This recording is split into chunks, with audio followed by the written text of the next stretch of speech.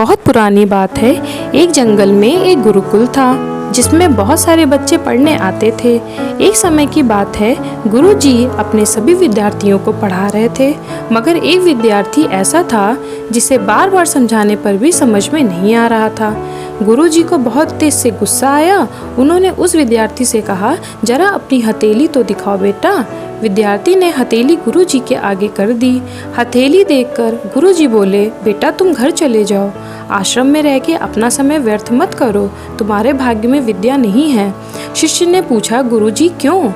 गुरुजी ने कहा, तुम्हारे हाथ में विद्या की रेखा नहीं है। गुरुजी ने एक होशियार विद्यार्थी की हथेली उसे दिखाते हुए कहा, यह देखो, ये है विद्या की रेखा, ये तुम्हारे हाथ में नहीं है, इसलिए तुम समय नष्ट ना करो और घर चले जाओ और वहाँ अपना कोई काम देखो। यह सुनने के बाद उस विद्यार्थी ने अपने जेब से एक चाकू निकाला, जिसका प्रयोग वह रोज सुबह अपनी दातुन करने के लिए करता था। उस चाकू से उसने अपने हाथ में एक गहरी लकीर बना दी।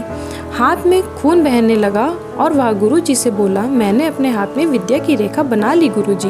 यह देखकर गुरुजी द्रवित हो गए। उन्होंने उस विद्यार्थी को गले लगा लिया। गुरुजी बोले, बेटा तुम्हें विद्या सीखने से कोई ताकत नहीं रोक सकती। दृढ़ निश्चय और परिश्रम हाथ की रेखाओं को ही बदल देती है। दोस्तों, वह विद्यार्थी आगे चलकर महर्षि पाणिनि के नाम से प्रसिद्ध हुए, जिसने विश्व प्रसिद्ध व्याकरण अष्टाध्यायी की रचना की है। इतनी सदियां बीत जाने के बाद आज 2700 वर्षों बाद भी विश्व की किसी भी भाषा में ऐसा उत्कृष्ट और पूर्ण व्याख्या का ग्रंथ अब तक नहीं बना।